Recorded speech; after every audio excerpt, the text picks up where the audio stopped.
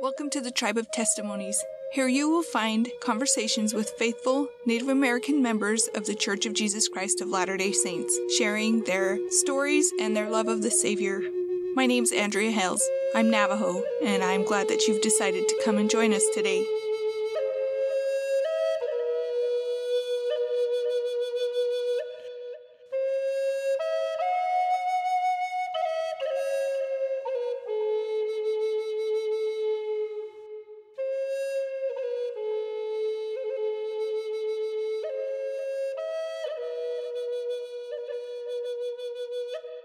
I just recorded with Travis Blue, who is the guest today. We never met in person. We may never meet in person unless I go east to visit my brother-in-law and sister-in-law. They introduced us, and you'll hear that in this episode. Travis has been so affected by his ancestors. It just has made him who he is. So I hope you appreciate that. He's a good example of how family history, how family stories do affect us, even in our day today. So I hope you enjoy this interview.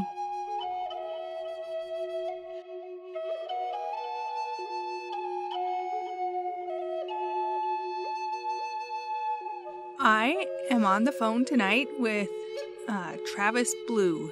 And we've never met in person because he lives all the way across country. So would you introduce yourself to us, Travis, if you can in your language? If not, that's cool because a lot of us don't speak our language. Sure. Well, as you mentioned, my name is Travis Blue. I'm from the Catawba Indian Nation, and that's located in Rock Hill, South Carolina. The way my ancestors may have greeted you would be to say Tanake, Tininiedu, Nachade Hayap Yeshua. So that is to say, hello, how are you? And welcome to the Day of the River People. So Yeshua, that's our traditional name, just like with a lot of groups around. They're known by names in a common place that are often not their indigenous or traditional name. So for us, the name Catawba is more like a nickname. But Yeshua means the river people. I didn't know that. But then again, I've never looked that up. So thank you for sharing that. Sure. So my favorite part is this part. What is something that you love about your heritage? It can be a story. It can be a tradition, a ceremony, pretty much anything. Anything that you love about who you are, especially if it relates to the gospel of Jesus Christ. Well, I love everything about my heritage, truly. I love the practice of our pottery tradition, which is something that I actually do myself, making the pottery. It's a tradition that has been noted by some anthropologists and history buffs and whatnot to say that our tradition of making pottery is the only tradition east of the Mississippi that has an unbroken line. Wow. So that is to say that every other group stopped making pottery along the way at some time and may have restarted, but our people never stopped. And I say east of the Mississippi. I've actually heard that even called east of the Pueblos, that tribes east of the Pueblos of the Southwest, to be an unbroken tradition. And so the process is still very much the same. The source of clay is very much the same. The designs that we use all still very much the same. And in fact, there you can see in our pottery some influences that have come through contact with Christianity.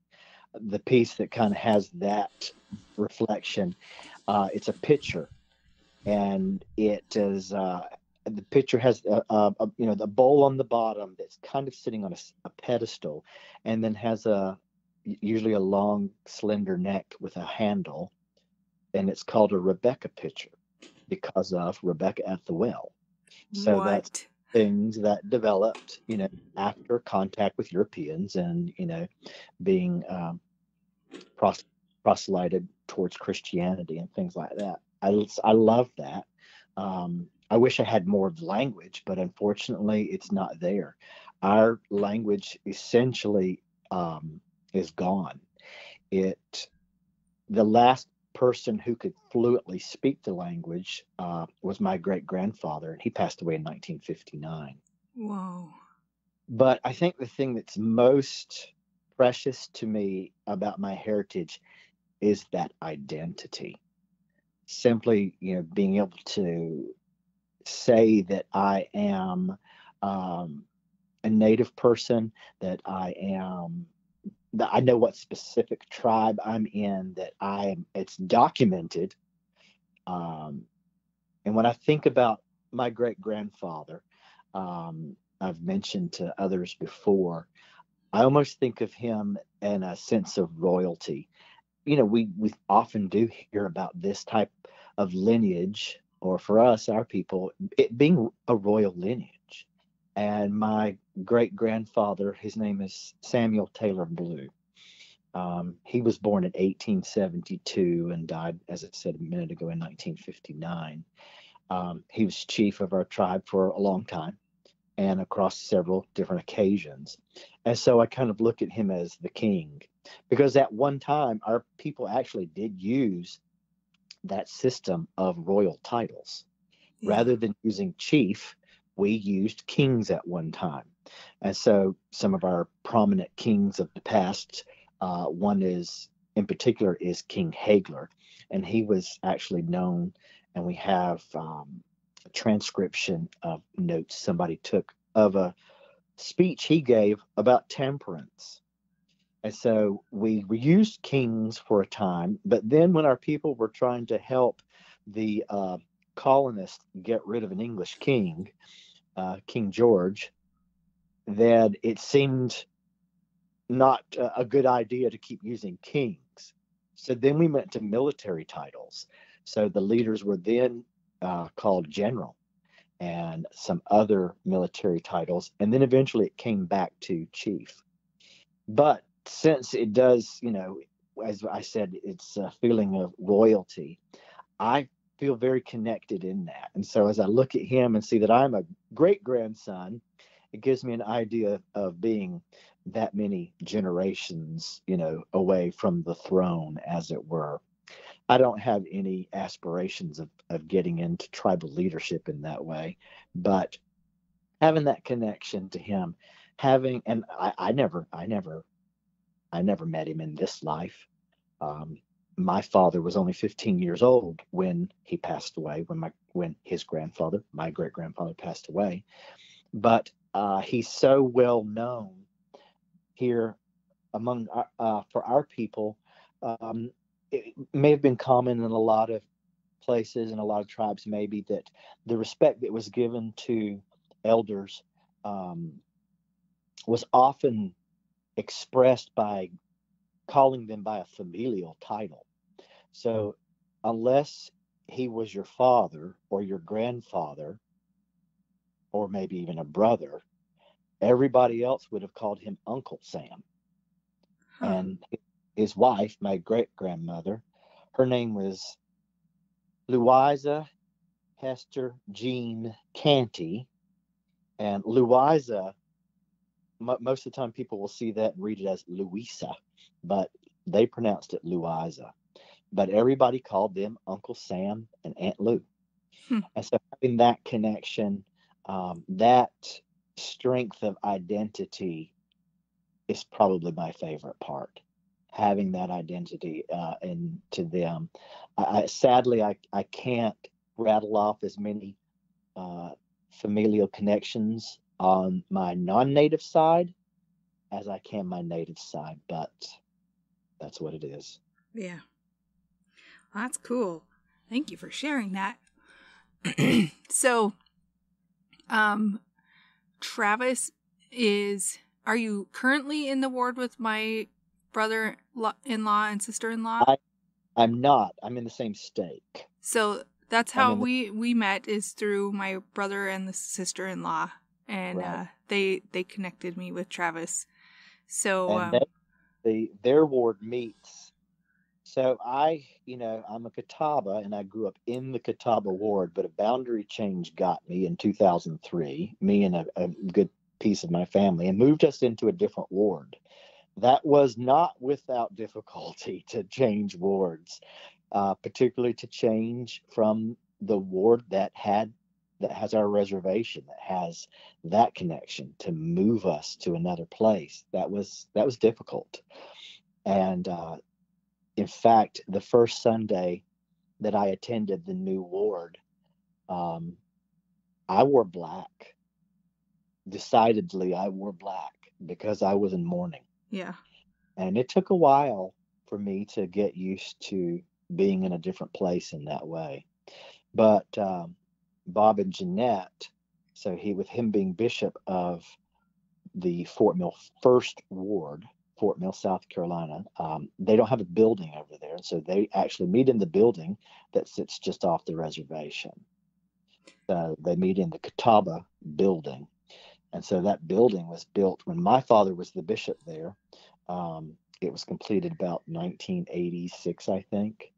And so where they attend, the Catawba Ward is also in that building. And out back of that building is a very unusual site for an LDS building. There's a cemetery, and it's a cemetery full of my relatives. So that's a very unusual thing for any LDS church around, much less to put one that's almost all Native people. Yeah, I think that's super interesting. Did the tribe give the church the land? Is that what I heard? Well, it was an actual purchase. Okay. It was a very minimal amount, but enough to say it was a purchase. So it was tribal land that at that time that happened, they could do that. It wasn't tied up on like a federal level, so they Mm-hmm. were able to do that. So that property, has the church on it, the cemetery on it. Earlier, um, the building that's there, as I said, was built in about 86. The building prior to that was built um, and dedicated there about 1952, I think it was. And it was dedicated by David O. McKay. Huh. He was newly called as president of the church, I believe. He had not long since been called. And he had already been familiar with the Catawba people and with my great grandfather, because my great grandfather had been uh, he and Granny went to Salt Lake City in April of 1950 to be sealed in the temple. Their trip was funded by missionaries' contributions, and they were out there. And Sunday morning session of General Conference, um, my great grandparents were staying with a return missionary, and that morning they were to go to conference. Granny wasn't feeling well, so she stayed home. But Grandpa got up and told the elder, "We have to go early. I have to speak." And the elder had to, was gently trying to say, "No, no, Chief, you don't have to speak today. They've got all that lined up." He said, "No, we have to go early. I have to speak." He began trying to help him understand it's already laid out. And the elder, Elder Ball was his name, he finally gave up and said, "Okay, fine, we'll go early." So they went on down to Temple Square, went to the tabernacle. They were seated in a balcony seat. And David O. McKay was conducting at that conference. George Albert Smith was still living and president of the church.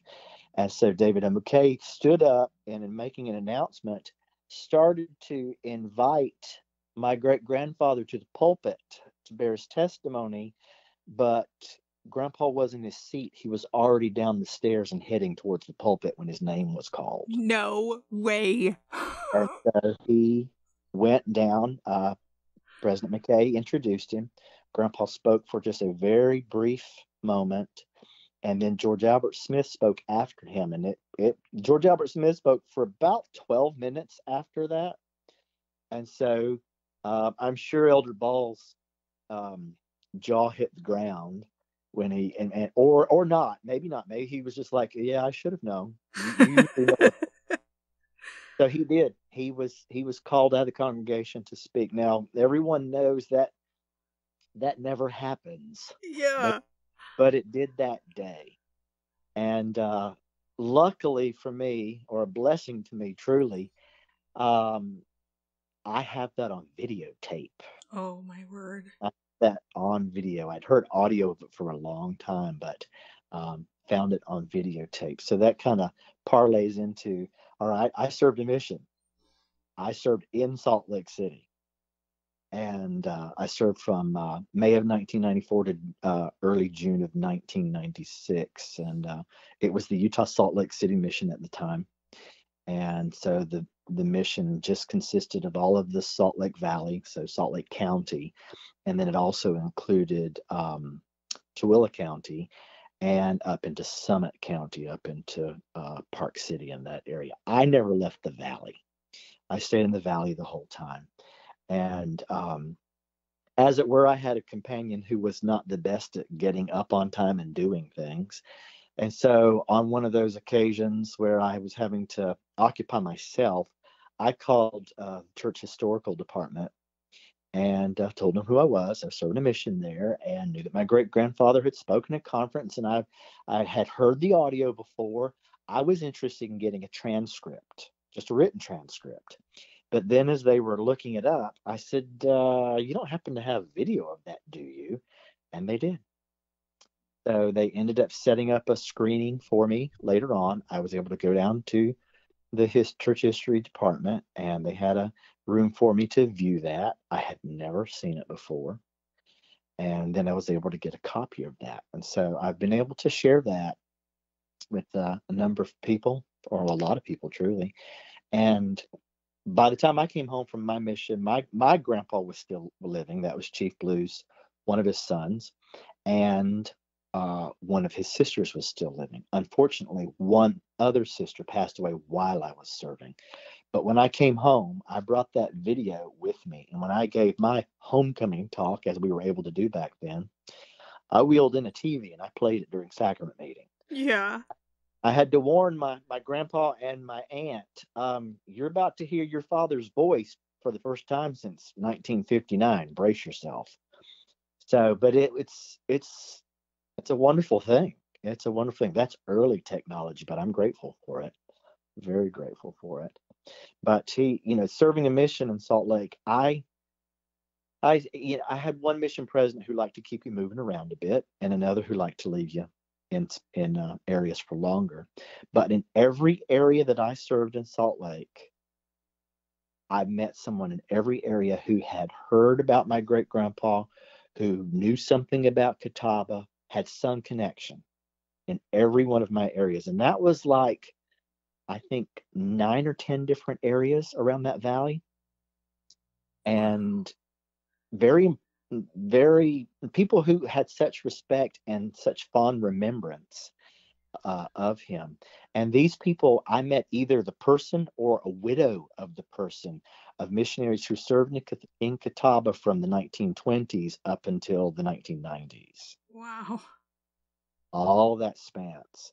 And for his life to have ended so long ago, it has still continued to have a huge effect. I went to the Salt Lake Temple one P Day to do baptisms. And the temple worker who was there at the clothing desk saw my tag and just went a little crazy. He had heard of my great grandpa, and I don't remember if he had been here or not, but I'm not certain if I ever got to do baptisms that day because he was all over the temple to visit people. I was visiting the temple president and the this and the that, and he was so proud to introduce Chief Blue's great grandson. And that's always been a privilege for me to be introduced as that. I am happy to walk in that shadow. Yeah. Very happy to walk in that shadow. There was a sister that we had dinner with in South Salt Lake, so just there in the valley, but south of downtown anyway. When we had dinner with her, She was talking, and she said to me, "There's something I needed to tell you, and I can't remember what it is." The dinner ended, and she never could remember it. Well, a couple days later, she left a message on her answering machine and wanted to talk to me. When we did speak, she said, "I remembered what I needed to tell you." She said, "When I was a teenager, I had a friend." I recall her saying the friend's name was Barbara. I don't remember her last name, but Barbara had um, a bad skin condition or skin problems of some sort. And it was apparently it was fairly severe. Some time had passed, and this sister hadn't seen her friend, and then all of a sudden she sees her, and Barbara's skin was so much better. And she said, "What did you do?" Barbara said, "I went to conference. I met Chief Blue. He gave me a blessing and it went away." Hmm. That's the strength of that man, of that great man. One of his comments in his testimony in that conference was that, "I've seen the sick, the doctors had give up, be restored to life, and had seen the dead raised." The point he didn't make was that he was the vessel that brought that about. Hmm. In October of 1918, Spanish flu was the pandemic of that time, and it was hitting the Catawba people heavily. In the span of about a week, my great grandfather's brother, John, lost four children and a grandchild within a week to this Spanish flu. He would go out to bury one and come back and find another having passed away.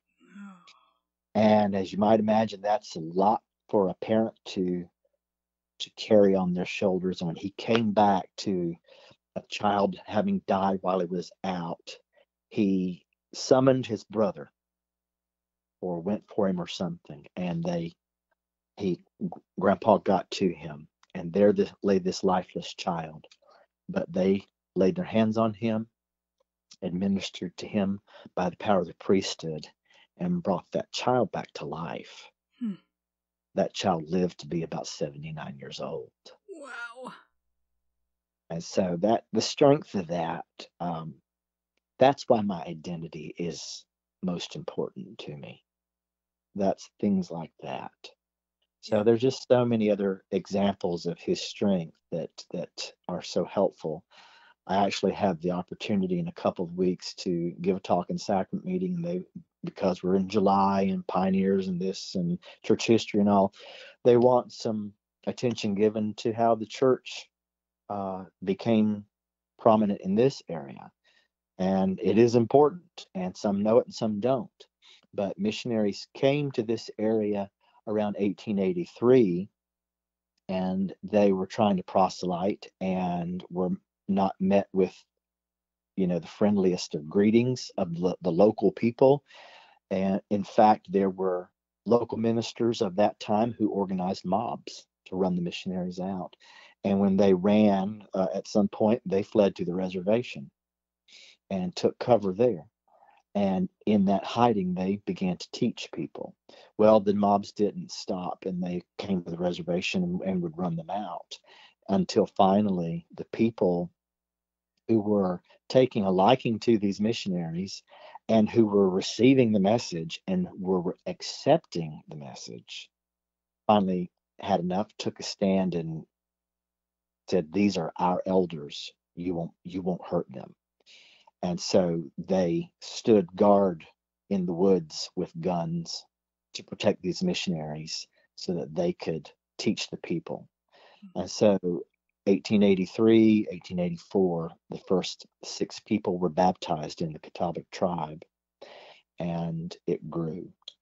The church records show that the Catawba organization has been an active organization, whether branch or ward, since November of 1885. And it's been said by some that it is the longest organized church unit of Native Americans in the church. I haven't been able to specifically find that to clarify or to validate that, but it sounds like a big possibility given that we were here and hearing missionaries. That's pretty early to be hearing missionaries. Yeah. So the church continued to grow, and as a result, that small group eventually turned into a branch, and other branches came from that, uh, turned into a ward. So when you look at this area, the church was organized among the Catawba people for about 50 years before it became organized in Charlotte, North Carolina, which is just across the state line. Hmm. And so from our small beginnings, there is the Charlotte Central Stake, there is the Charlotte South Stake, there is the Gastonia Stake, there is the Fort Mill, South Carolina Stake. Still waiting for them to rename this stake the Catawba Stake. Yeah. Given that cradle for the church has been here since 1883, 4 or 5. But because of that, the church is still here and still has a foothold strongly today. Yeah. Yeah, that's so awesome. Is there, have you had a wide variety of callings in your wards? Well, I do music, and so I've had a lot of music callings. Uh-huh.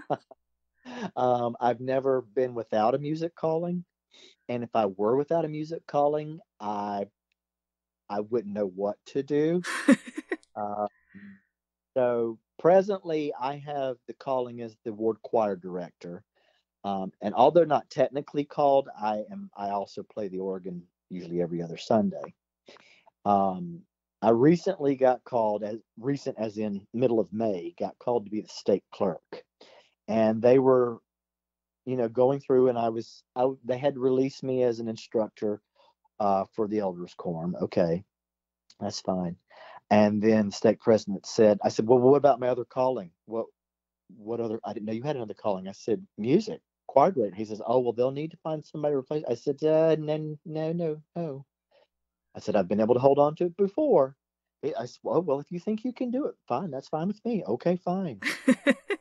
So I'm the stake clerk and the choir director. But I also, previous to that, I was the choir director and a seminary teacher for 4 years. Oh, cool. I was a choir director and a counselor in the elders quorum. so, so I've had counselor positions like that, and then I had been a secretary in the elders quorum. I've taught in primary, but I had seminary for 4 years. But I'm never without a music calling, because I said if I didn't have music, I think I would wither on the vine, Oh. because that's my lifeblood. Don't take it away from me, or you're gonna have a fight on your hands. And I was stake music chair before in the one of the previous incarnations of the stake. So, and you know you go through things. So becoming a clerk on a stake level, yeah, that's new. That's a new experience, and all of those early meetings here, it's it's a new challenge.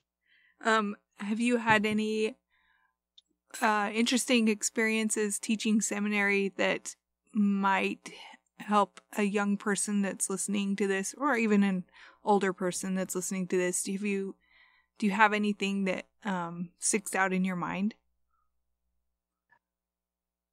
I think I do. I think so. Unfortunately, it comes from a sad source, though. Um, in my, let's see, it was year 3, I think it was. I lost a student. Hmm. He took his life. Mm-hmm. I started out teaching seminary with another brother. We're team teachers, and we team taught together for 2 years, and then they reorganized some things, and I got a different team teacher. And so then it was in that in that third year, I'm pretty sure it was the third year.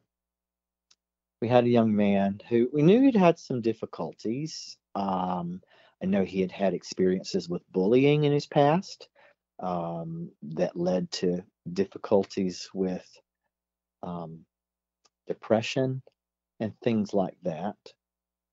And that morning, it was um, it was in December. We'd had seminary that morning. He was there. Nothing seemed to be out of sorts. And I think um, that day I didn't go on to work. I wasn't feeling well, or I came home from work. I don't recall which. But I was at home just kind of resting when I got a text message from another student. And it just said, "Help, Travis." Texted that young man back and said, "What's wrong?" And he said, "I don't know what to do." And I won't use the other student's name, Right. but he killed himself. This was at like 3 or 4 o'clock in the afternoon. So from what seemed to be just fine, or as fine as things can be at 6:40 in the morning, Mm-hmm. but by 4 o'clock, he was gone. That was earth shattering. That phrase gets used a lot, but boy, it was true for this. I got up and went to the student who had texted me. And, the numbness just sets in. And, the first thought is, well, we have to cancel seminary. We can't go, we can't do this tomorrow. But that thought didn't stay with me long before it was replaced with, that's exactly where we need to be. These kids exactly need to be together tomorrow. They don't need to stay home alone. They've got to live through this together. So we had seminary. The student who passed away, his sister obviously didn't come, and he had a cousin in class, and she didn't come. But we had class, and I invited the bishop to be there. And the bishop had been with the family the day before, shortly after the student was discovered, and for hours and hours after that. So I invited the bishop to come. And my co-teacher at the time, I said to her, "You just take a seat over there. I'll handle this." I have a background. I went to school and got a degree that unfortunately I don't really use as much now, but a background in social work. So I was a behavioral therapist and worked with, kids who had different mental disorders or difficulties in that way. And so I just felt responsible to go into this. And so we started off that day like every other day with a prayer. I didn't ask any of the kids to say it. I think I may have asked my co-teacher to say it, maybe. And then we talked about suicide for the next 3 days.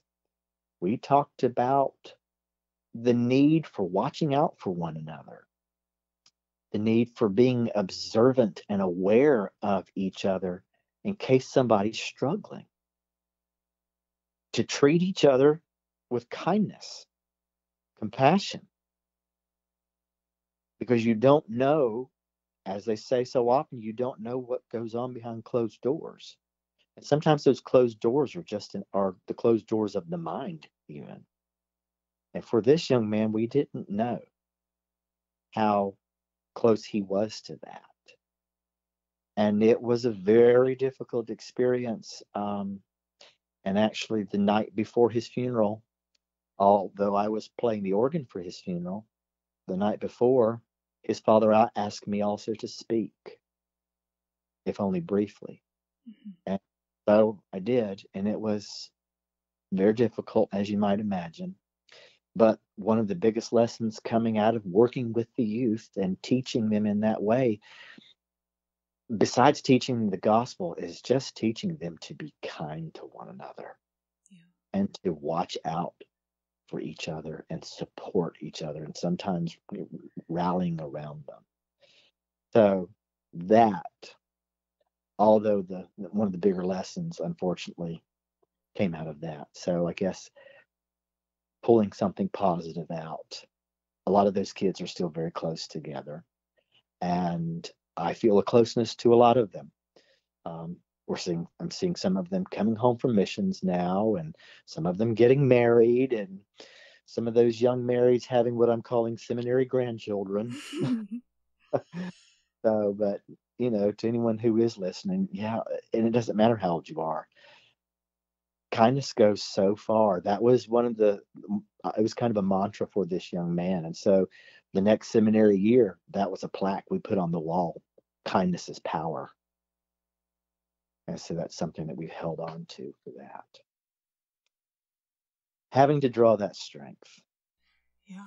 Thank you. We haven't talked the story that you wanted to share, right? So this is an experience that was another unfortunate experience. I don't know, life is full of those, but you got to learn from them. You just got to. And so this was a very unfortunate experience. It was January the 10th of 1914. My great grandfather, Chief Samuel Blue, um, he had a young son who was going to go on a hunt with a group of tribal people. And they were going to go and hunt for squirrels. And this young man's name was, or is, it still is, Joseph Harvey Blue.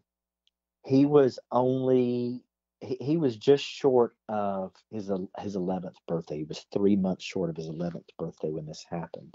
But he went out with this group of people, and they were out hunting, and a squirrel ran up a tree.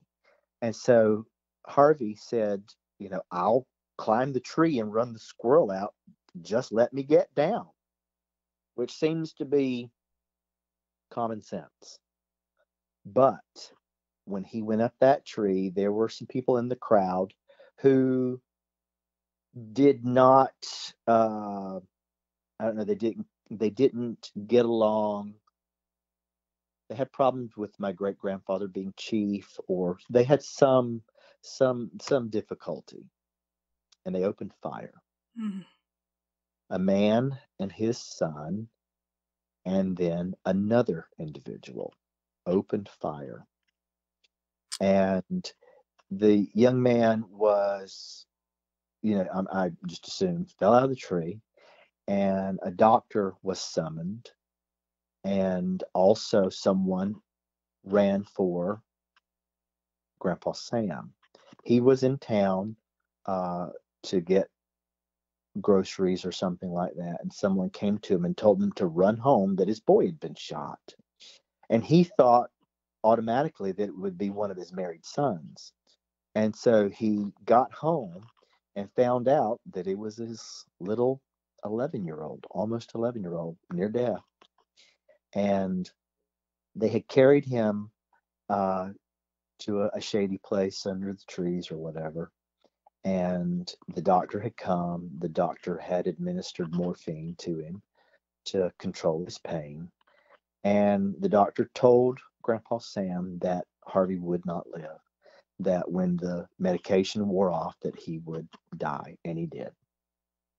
So he had been shot with buckshot, and he was sprayed with that from his knees to his head, one shot having hit him in the face, and another that had been aimed at the groin. And so this child has suffered this terrible experience and has now passed away. Well, a crowd had gathered out in the yard, and in that crowd were the people who had done the shooting. And the man, the adult male, one of the adult males, was about 53 years old. And his son that joined in the shooting was only about 12 years old. And then the third individual was in his 20s. And so the crowd was gathering there, these people. So, as you might imagine, feelings stir up. And Grandpa is said to have noted that his heart was filled with revenge for hatred, and that something seemed to whisper. He heard a voice, and I don't think it was, I think it was literal. I don't think it was just in his head. I think he truly heard an audible voice telling him that, it's sort of a paraphrased quote from him, where he said, "If you don't take down your gun and kill that man who murdered your son, Sam Blue, you are a coward." This story's documented. It's been used a different number of different times. And so he related to the person taking down the story.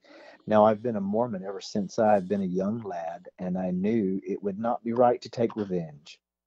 I decided to pray to the Lord about it. I left the house and walked to my secret place out in the timber where I always have gone to pray alone when I have a special problem. And there I prayed to the Lord to take revenge out of my heart. I soon felt better and started back to the house. When I approached the house, I heard something inside of me whisper, "Sam Blue, if you don't kill that Indian who shot your boy, you're a coward." I turned around and went back to my place of prayer and prayed until I felt better. Then, on my way back to the house, the same spot along the path, I heard a voice say again, "Sam Blue, you are a coward." I turned and went back to pray, and this time I told the Lord he must help me or I would be a killer. I asked him to take revenge out of my heart and keep it out. I felt good. When I got up from praying, I went back to the house a third time, and when I reached the house, I went out and shook hands with the Indian who had killed my boy. There was no hatred or desire for revenge in my heart. That is a cornerstone in my faith. It really is. For him to be able to endure that and to offer instant forgiveness is quite beyond my understanding sometimes. We don't have um, we don't have any, noted expressions from Granny. She was the mother. She was also expecting a child at the time. She was 6 months along with a child when this happened. And 3 months later, on March the 3rd, 1914, she gave birth to a little girl on Harvey's birthday. And that little girl, her name was Elsie. Elsie lived to be 99 and 9 months. Wow. But, and I was very close with her, very close to her. She mentioned, she knew that this had happened while she was still in the womb.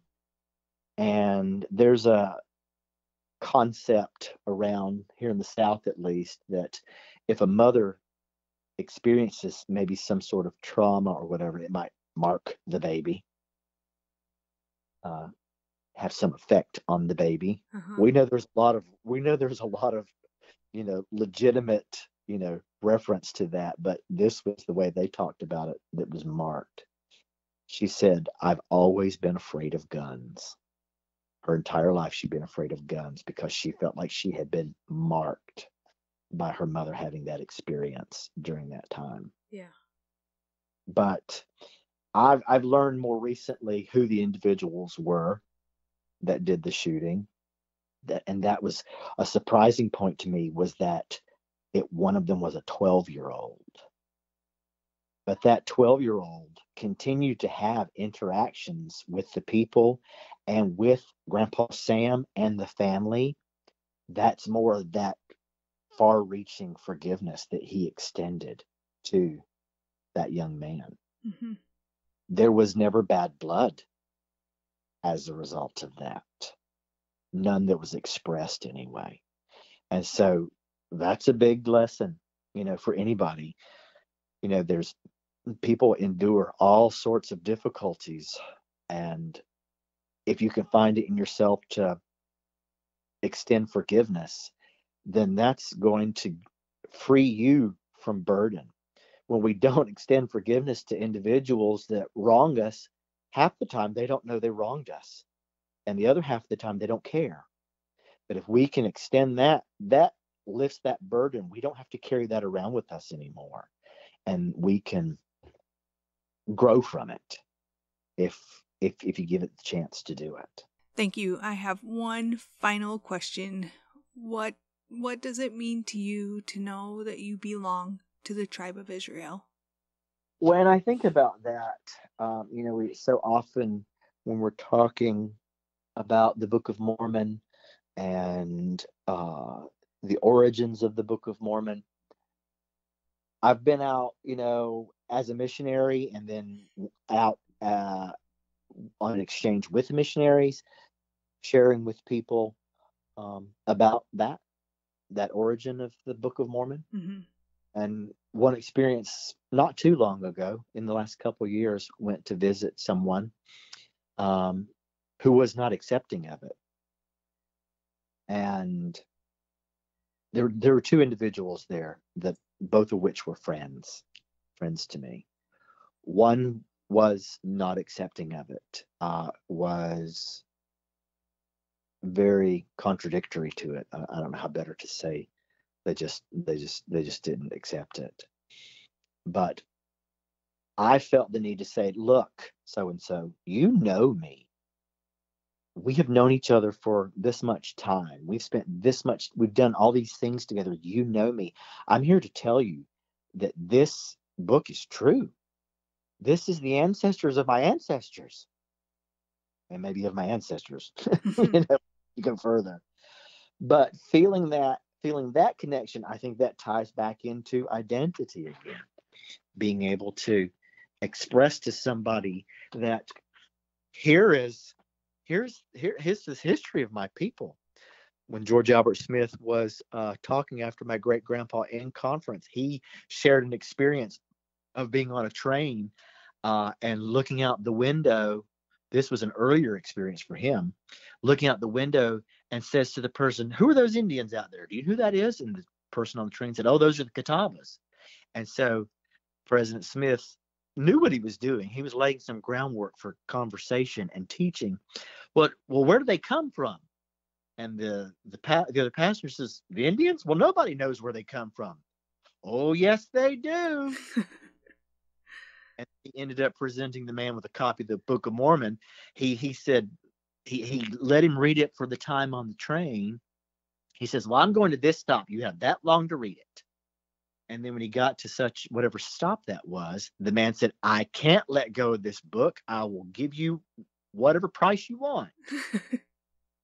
So he ended up saying, "No, just take it with my compliments." And then he kind of joked, "I didn't tell him I could get as many more copies as I want," but left that for that man.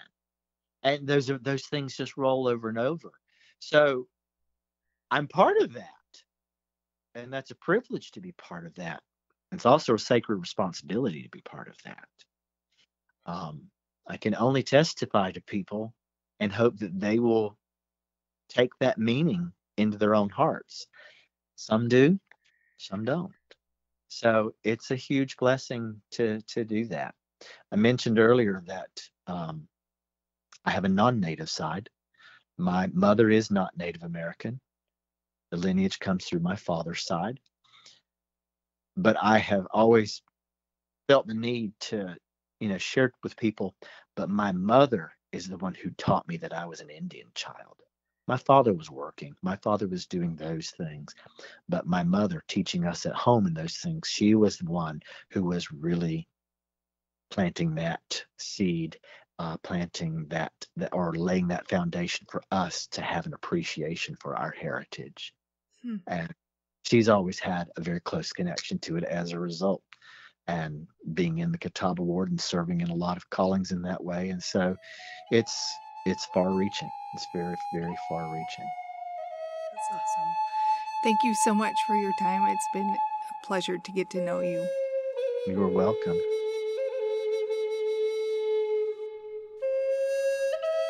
Today, for you who are listening on the day this goes up, I am camping with my family. My Worthen family, we go camping every July. It's family reunion, and I love it.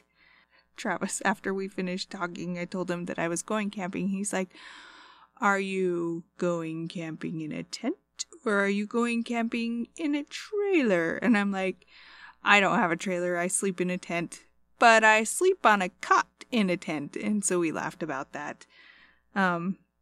So I'll be camping while some of you are listening to this, and I am camping with my family who I love dearly. I just feel so blessed to have the family that I do, who support me and encourage me in different things that I'm doing. And I think that's one of the things that I love most about who I am, is the way family supports me and is there for me. I think that's definitely a gospel principle in itself, that we've been asked to cherish our families in the present and learn from those in the past. I really appreciate that wholeness that we have in this episode, that Travis has really learned from his past, and I'm able to cherish my present. I know not all of us have perfect families, and I don't have a perfect family, but I pray for my family every day, and I celebrate with them when they have something, a milestone in their life. It makes me feel good to be part of a family, and I'm thankful for that. I hope that your summer is beautiful, and I hope you're having fun, and I hope you're able to be with family and friends, and I hope that you're having a super wonderful, awesome day.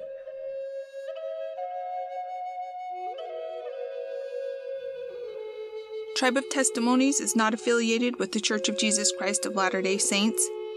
The music is a traditional hymn, "Come Thou Fount of Every Blessing," arranged and performed by Kyle Forsyth. If you know someone who might be interested in being a guest, please reach out to me at tribeoftestimonies@gmail.com.